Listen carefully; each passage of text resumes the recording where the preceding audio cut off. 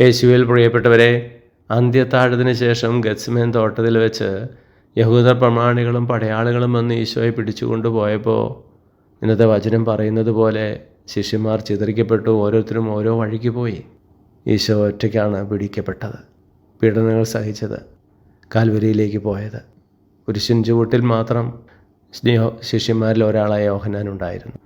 അന്ന് ഈ വചനം ഈശോ ശിഷ്യന്മാരോട് മുഴുവനായിട്ടാണ് പറഞ്ഞതെങ്കിൽ ഇന്ന് നമ്മെ ഓരോരുത്തരെയും നോക്കി അവിടുന്ന് വ്യക്തിപരമായിട്ട് ഈ വചനം ആവർത്തിക്കുകയാണ്. കാരണം ഇന്ന് എല്ലാ മനുഷ്യരും ചിതറിക്കപ്പെട്ടിട്ടില്ല. കുറേ പേരെങ്കിലും ആഴമായ ആത്മീയതയിൽ അപമാനങ്ങളുടെയും സഹനങ്ങളുടെയും നടുവിൽ ഈശോയെ വിട്ടുപിരിയാതെ ചേർന്ന് നിന്ന് ജീവിക്കുന്നവരുണ്ട്. ഈ ഭൂമിയിൽ പാപം ചെയ്യാതെ മരിച്ചുപോയ വിശുദ്ധർ ഇപ്പോഴും ജീവിച്ചിരിക്കുന്നവരൊക്കെ ഇങ്ങനെ ഈശോയോട് ചേർന്ന് നിൽക്കുന്നവരാണ്. പക്ഷേ നമ്മെ ഓരോരുത്തരും നോക്കി ഈശോ ഈ വചനം ആവർത്തിക്കുമ്പോൾ നാം ആത്മശോധന ചെയ്ത് നോക്കണം.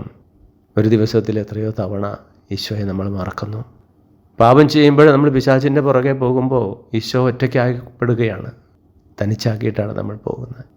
പശ്ചാത്തപിക്കാം, തിരിച്ചു വരാം, ഈശോയുടെ കൂടെ നിൽക്കുമെന്ന് അവിടത്തേക്ക് ഉറപ്പ് കൊടുക്കാം. സ്നേഹനാഥനായ ഈശോയെ, ഞങ്ങളെ അനുഗ്രഹിക്കുമാറാകണമേ, ഇപ്പോഴും എപ്പോഴും എന്നേക്കും. ആമേൻ.